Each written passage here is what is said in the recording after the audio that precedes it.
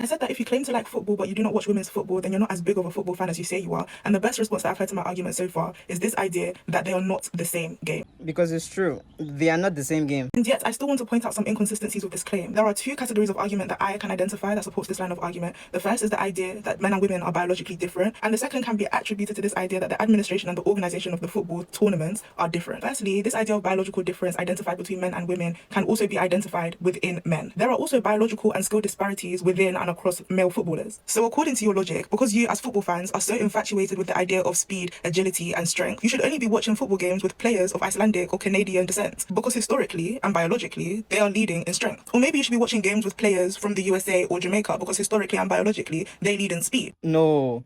See, you were getting it, but you just kind of ran past the point.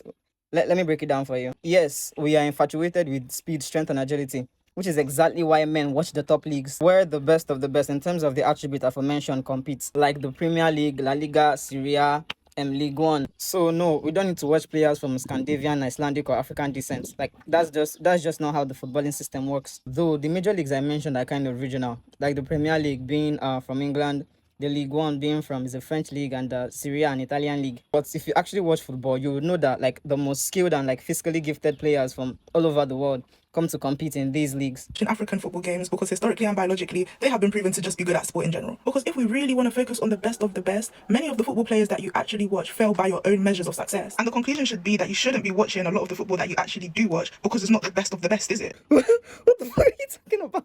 I'm sorry, a quick Google search would have helped, because now it just looks like you don't know what you're talking about. Because men's football players in the popular leagues that we watch are one of the most physically talented athletes, if not the most physically talented athletes in all of sports. They do not fail in any of the measurements of success that we set for them. So I'm just going to round it off with this.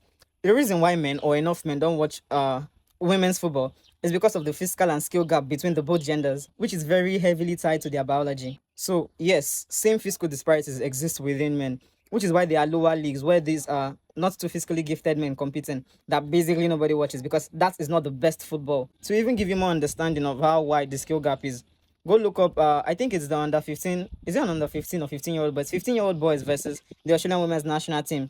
Go look it up and check the scores. On that note, watching men's football because of how physically better they are is not something that was conditioned into other men by white men.